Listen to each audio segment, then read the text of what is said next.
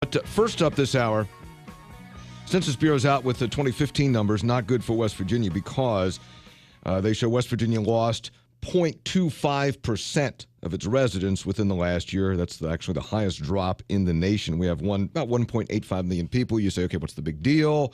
Because, and I hear this argument too, if there are fewer people coming in, they're not taking the jobs away. It doesn't work that way, trust me. You need population growth. You need people moving here. But that's a little bit of a different story.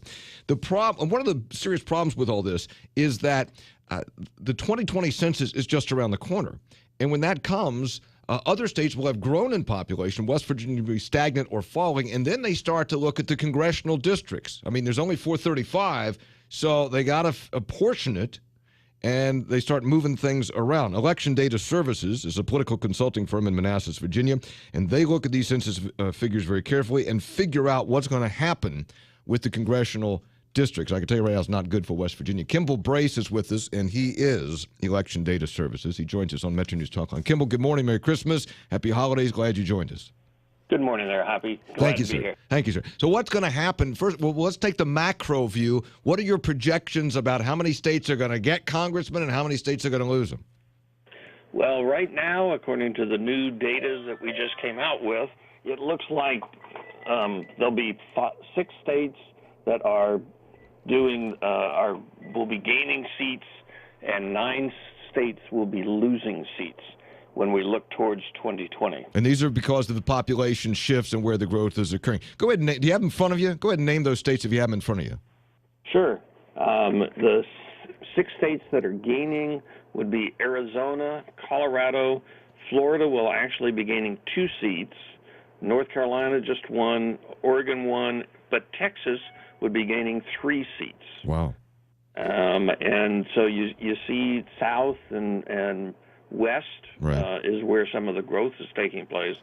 And then the 9 states that are losing, these are all single loss states, would be Alabama, Illinois, Michigan, Minnesota, New York, Ohio, Pennsylvania, Rhode Island, and of course West Virginia. You see, that's all up in the upper Midwest and Northeast. Yeah, except for Alabama. Why is Alabama? That's curious to me. But that is a strange one. It's one that poked its head up last year in our study for the first time.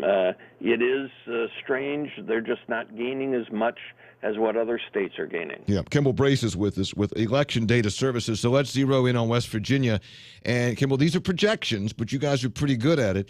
Is it a slam dunk that West Virginia is going to lose a seat?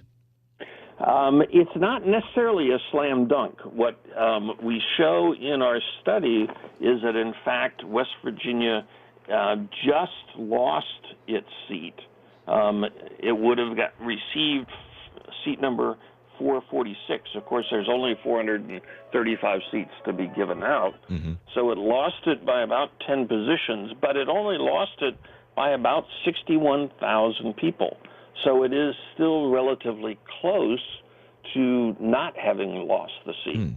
I'll tell you this. I'll tell you that what's going to take place in the next 6 years. Kimball Brace, unfortunately, unless we start busting people in, I can tell you this: we're not going to gain 60,000 people over the next 4 years. Not going to happen. Well, that may be true. You just got to open up a new coal mine or something out there. Well, that's not happening. In fact, we're going the other way. So I think I don't want to be the negative guy, but based on that, it would appear likely that West Virginia is going to lose that congressional seat in 2020. It sure looks that way, yes. Okay. What is the significance of that beyond just losing? I mean, how does that manifest itself, in your opinion? Well, it ultimately, the impact is that you have one less voice pushing your causes in Congress. Right now you have 3 congressional districts and, of course, 2 U.S. senators. So you've got 5 voices up on the Hill. Well, now you'd only have 4 voices up on the Hill. Now, you get somebody that's charismatic and pushing West Virginia issues. Certainly that can help. But you just have one less voice on that side. And then the other impact, if you take a look at the way your districts are drawn right now, you've got your northern district and your southern district, and then that long skinny thing coming through the whole middle of the state. Right. And so the issue will become, is that the one that's consumed as the first district goes south and the third district goes north?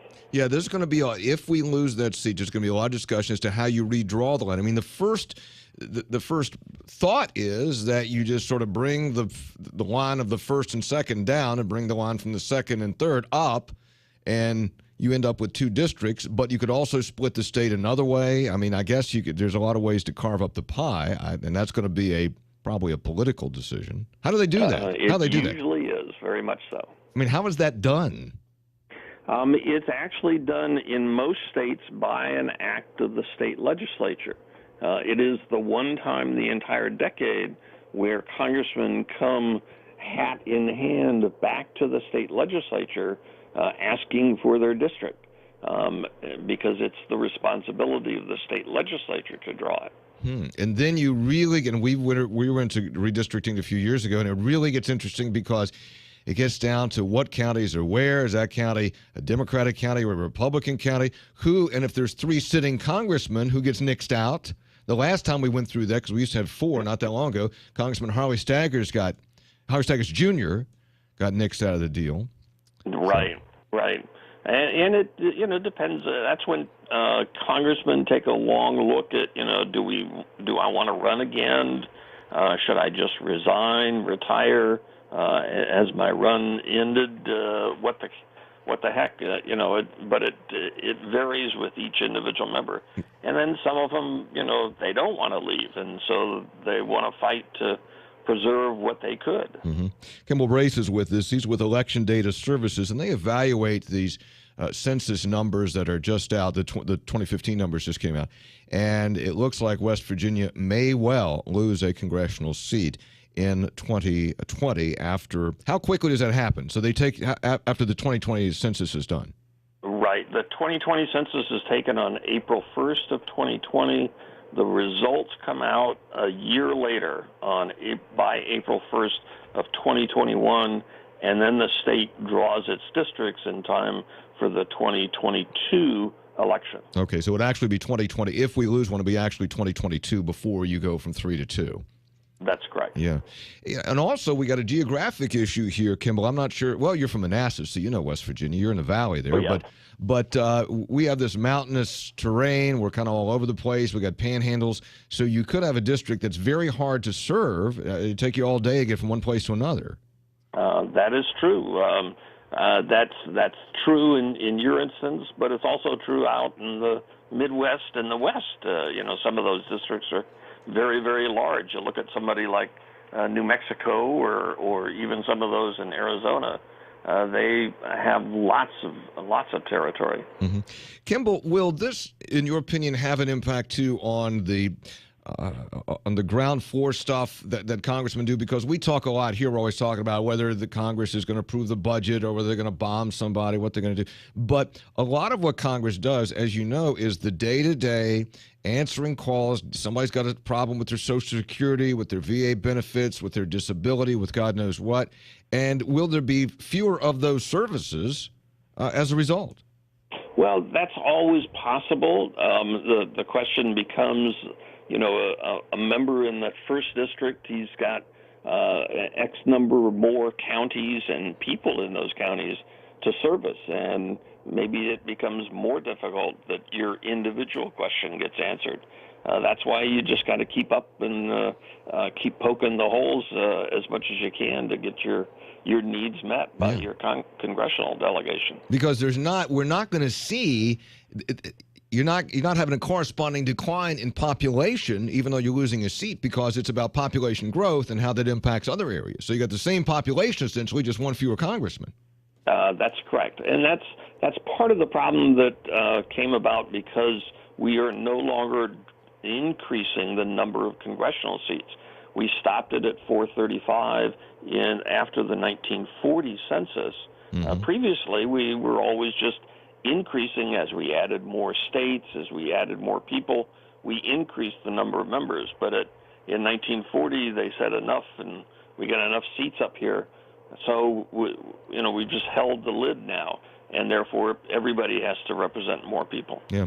What about your state? What about the Commonwealth, the mothership over there? What's going to happen in Virginia 2020? Virginia, we were looking last year at it potentially gaining a seat, but this year they don't hold up enough to gain that seat, so they'll just stay even. Mm-hmm. Pennsylvania and Ohio? Pennsylvania and Ohio will each be losing a seat. So again, those areas around you will be impacted. Yeah. So again, generally speaking, is that northeast portion, even New York, Yep, even New York and Michigan, Minnesota. I mean, the Northeast and the Upper Midwest, basically, and that's a trend that continues from the 1950s as people were leaving the snow belt and heading south. Once we got air conditioning into Florida, the population grew like weeds down there. I got to check this, and older listeners might remember. I mean, I certainly remember when West Virginia had 4, and I think at one time, maybe in the lifetime of some of our listeners, we might have had as many as 6. But I have to check on that. I certainly remember 4. Yeah, it was a good bit. We actually have a table up on our website, electiondataservices.com, that has that history going all the way back to 1870. Oh, I'll check it out. 1780. Well, I'll check that out. Kimball Brace, Election Data Services in Manassas, Virginia consulting firm, looks at these figures very carefully. Kimball, insightful stuff. I appreciate you coming on. Hope you have a wonderful holiday, sir. Thank you, sir, by all means. If you look at it, you'll see that you had 6 seats from 1930 to 1950. Really? 6 seats from 1930 to 1950. Yep. Gotcha. And that was also, I'm sure they were all Democrats during that time too, but that's another story. Hey, Kimball, great talking to you. Thanks for the insights. All right, no problem. Take care. Bye-bye.